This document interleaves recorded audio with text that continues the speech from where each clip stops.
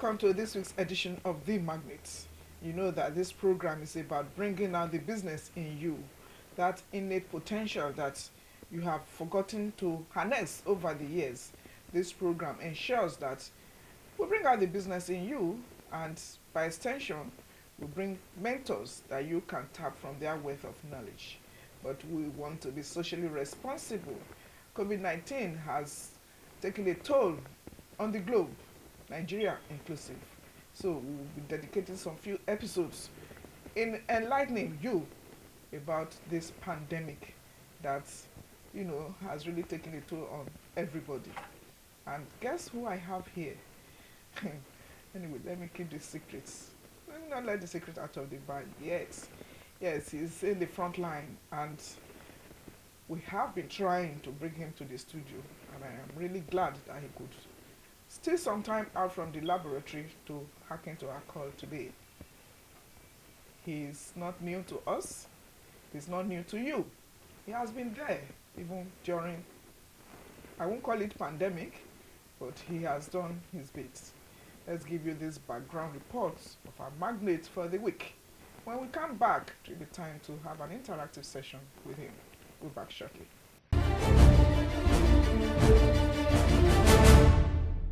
Professor Sunday Aremumilabu is the Director of Central Research Laboratory, Lagos University Teaching Hospital, a medical virologist of international standard at the College of Medicine, UNILAG. He is the hospital virologist and an adjunct professor at the National Institute of Medical Research, and also doubles as the principal investigatory consultant with Lagos State Biobank.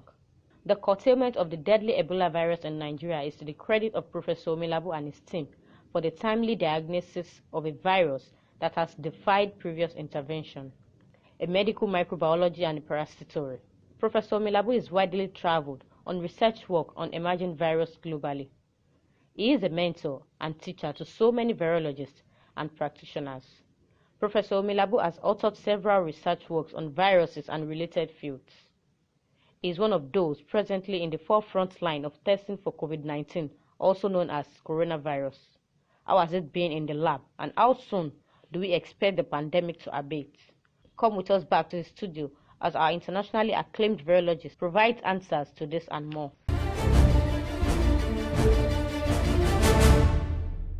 This is The Magnets. I'm sure by now you've whetted your appetite as to the kind of conversations we're going to be having on The Magnets today. My pleasure to welcome on set the studios of Ames Media Company Limited, Professor Sunday Aremumilabu, the Director of Central Research Laboratory, Lagos University Teaching Hospital. You are welcome to The Magnets, sir. Thank you very much. It's my pleasure. Thank you very much for finally hacking to our call. Thank God. You are at the forefront. With the story, the documentary has said it. During Ebola, you did it. Thank God. You were able to, diagnose that thing that defied all mysticism, so to say, interpretation. You were able to diagnose it, and we were able to know what we are treating. So, how is it? Let's just even share your experience with us. When you heard that there was outbreak of COVID in China, where it started from, did you ever have any inclination that it would come to Nigeria? Because they were able to curtail SARS and these other ones those years. It didn't come to Nigeria. Did you know that it was go? How prepared were you? Thank you very much. As a virologist, because we know how viruses travel, and the COVID-19 virus being the one transmitted by air, it's an airborne through the respiratory tract. So I believe strongly that the virus, one way or the other, find its way into the country.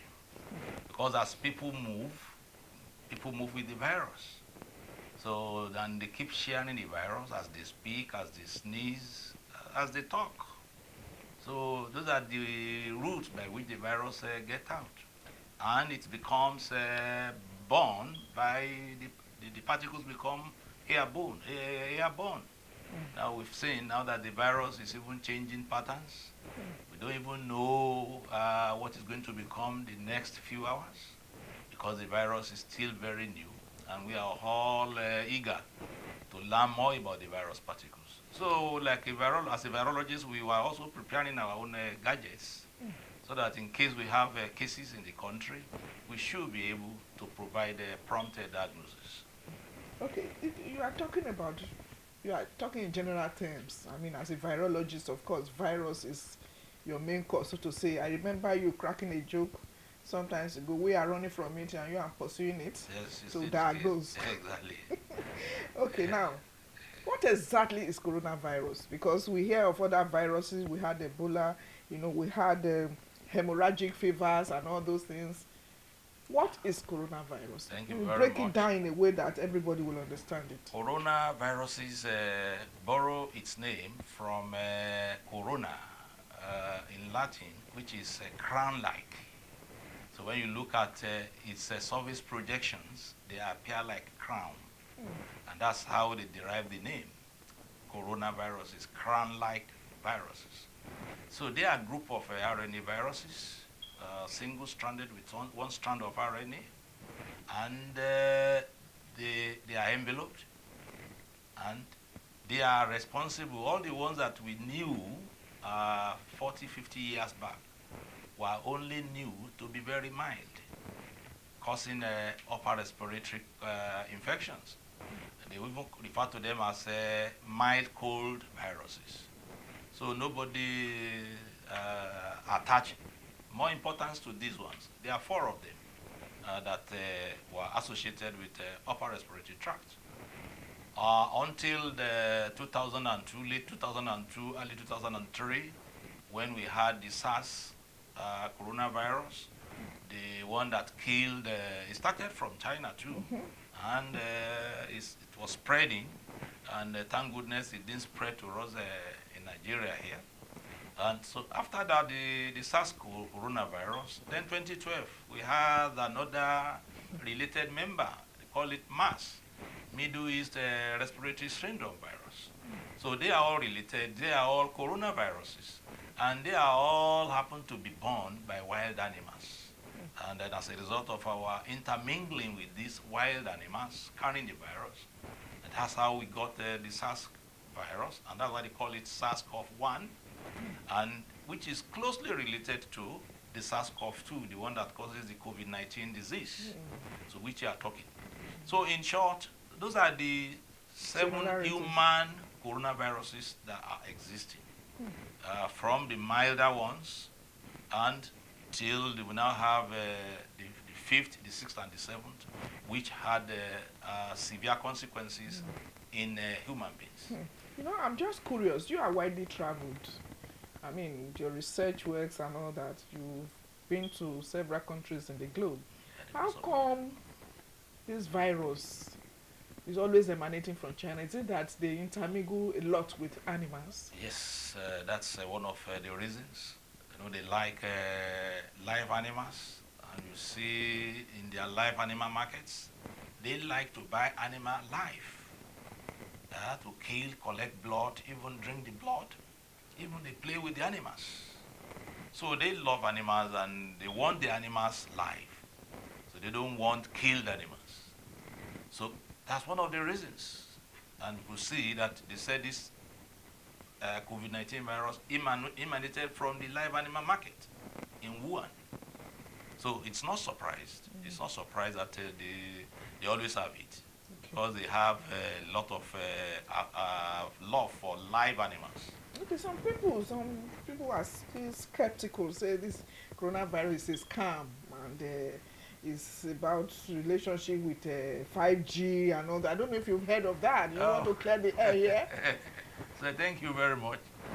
Those are in communications, they've tried to disabuse our mind over the 5G situations. 5G has nothing to do with coronavirus. 5G is an expansion of the communication gadget from 1G, 2G, 3G, 4G, and the next one, which is 5G. The world is moving. So they are talking of improving the digital communication. So that's what it's all about. When it all started with our phones, so we started with the dialogue, the boxes that took several hours before you To reach done. the other end. And then it started improving when we had the 2G, and then the improvement started moving with 3Gs. And we have fast-moving internet, so 4G improved it further. Then the 5G now is to now even beautify it, so that you can see in communication, you see how they will, the pictures will appear, you can communicate even underground, even in the space. So you should be able to communicate. That's the essence of the expansion in the communication sciences. But what's So, the correlation? Why did people ever think that coronavirus is related to 5G? actually, with all these gadgets, there are emissions. Okay. Because people in physics, uh, sciences, they know that with waves, there are emissions that are generated. And some of these waves are very, they could be detrimental to cells. So that's the fear. Okay, let's look at you are in the front line. I mean, with the number of cases we hear every day, scary. I can just imagine what your lab is like. You just paint a scenario for us, sir. Thank you very much. When you come to the lab, you know, we are already saddled with samples. In fact, all our freezers are filled up. So we have to be asking for people to come and donate freezers so that we can keep some of these samples, at least for future research, to see what and what are in the past and what that will relate to the present. So that's to tell you that we are daily bombarded with samples from Nigerians, especially from Lagosians. That's what we have to do. And at that, we have not even tested as we're supposed to have done. We've tested roughly 40-something thousand. Among So you only your Lagosians. lab? No. We have 4 labs that handled it until last week, when the Lagos State government now brought in 7 additional private laboratories. Okay. So at least with that, so we now hope that the testing capacity will now increase. Interesting. So as at now, we test roughly 1,000 samples a day in Lagos. All right. Our magnate for today is Professor Sunday Aremu Umilabu, the Director of Central Research Laboratory, Lagos University Teaching Hospital. He is in the forefront of diagnosing. I'm sure they have put aside other diagnoses now. COVID-19 is what is in it. Yes, the program is the Magnet. We are talking medicals today. That is because we want to be socially responsible and also be in line with what is happening. We cannot forget the call of the program. We'll be back shortly to continue with the conversation.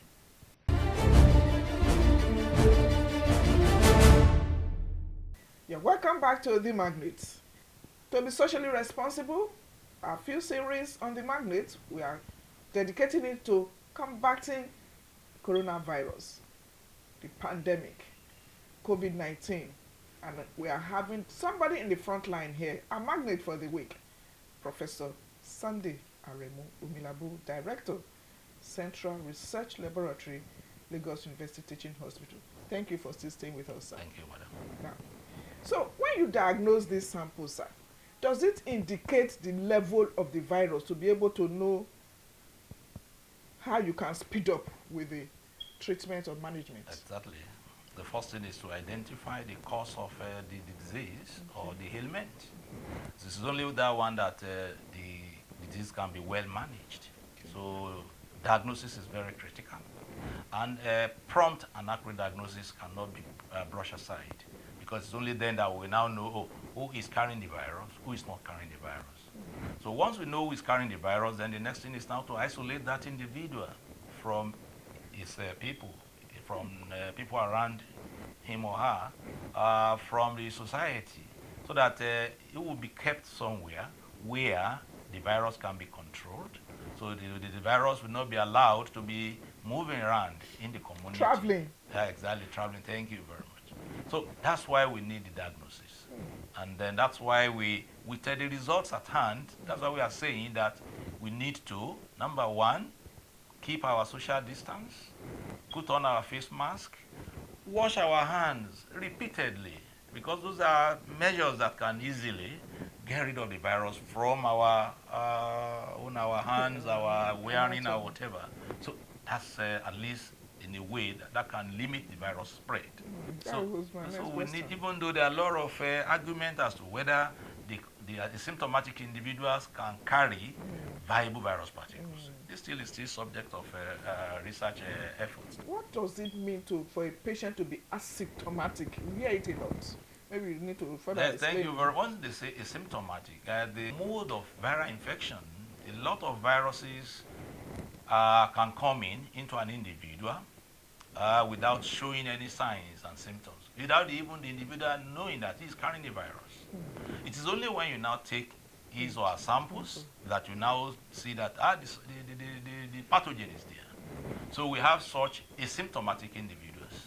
So people and this virus happens to be belong to that, causing a lot of asymptomatic individuals to carry the virus without even knowing he's carrying it. So, and that's very dangerous. So, Yeah. because Without showing any we symptoms. don't know, and people will be mingling with people, and we'll go to places, the crowd, market, and so on, and the possibility is that there could be possible spread from among such individuals. But are you not encouraging everybody to go for testing? Are you prepared for that? Even you show the symptoms or not? It's not possible now, going by the depth of laboratory testing. So that's why we are now emphasizing those showing signs and symptoms. So which government said that they should come to all the labs. And this one is very free, so they don't have to pay. But people who wants to know their status, they can do so, but they will pay from the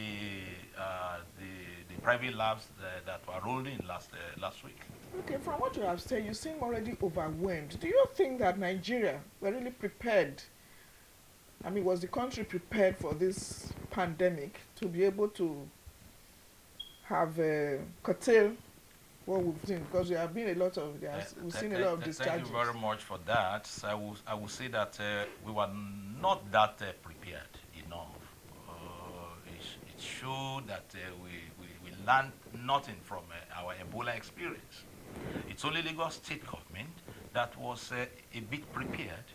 At least before COVID, during the Ebola, we hardly have laboratories except our own, which we just managed to make the diagnosis. I think we ought to have learned from that there is a need for us as a country to prepare ahead of disease outbreaks. And we know many more are still coming. And because what we know is many more will be emerging because we are encroaching the kingdom of into animals. those arenas of the wild animals. So we are moving in there gradually in the name of industrialization, in the name of development. So we have to go to their own harbor, and as we displace them, so we'll be exposed to their what they meat. We even hunt some of them for protein sources. As we do that one, we get ourselves exposed to the viruses that they carry in their body. Okay. So that's why we always say that there will be emerging pathogens. Majority of them are viruses, over 60%. So they will be coming. So WHO has already told us that we should always be expecting the pathogen X, which we don't know of. So now at least we know the COVID-19. We are all struggling to now characterize the virus, to find out how it behaves and so on. So that notwithstanding, another one is still looking its head too, that will come. Not scary, sir. No, not scaring, it's the reality. It's the reality. After Ebola, WHO told us that a pathogen X will emerge. So nobody knew the name, but we knew that it's going to come because we know the kind of the development that is globally moving. And we go into the wilderness where those wild animals are.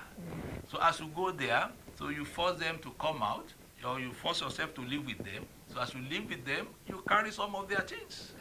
And that's why professionally, those that they have to do in the forest, the foresters, the hunters, the fun seekers also run. So they can't run away from this. And it's just a matter of time for these pathogens to come from those wild animals. It takes time before they adapt into the human environment. But the moment they get adapted, then it becomes easy for the humans to be transmitting among themselves. Okay. So it's there. The possibility is there. Pathogen X will always be coming. So we talk about it. There will always be emerging infectious agents. Okay. You earlier on you said it in passing. Social distancing, hand washing, face Face mask, mask. and all that. I'm Yes. sure on your way to the studio here, you saw a lot of people who are not complying, even At with the all. face mask Exactly at all. or intermingling. Exactly. Maybe you need to explain it to us in simple terms. Why? Or what it means and why we must obey. Thank you very much. Uh, by asking us to put on the face mask, is actually to reduce the level of our contamination of the environment. As we speak, we release saliva. As we speak, some of us may sneeze. As we sneeze, we release particles in our body. So with face mask on, it will prevent that. So when you sneeze into your face mask. The face mask will prevent it from spreading. And once it comes out, the air will help to blow it. And then these are fine particles that are very, very light, so they can be airborne. And we've heard that it can even exist for 8 hours in the air, or in some solid surfaces between 3 and 7 days. So the virus is so rugged that it can withstand all those environmental hazards. So by covering our face, that will prevent spreading to others.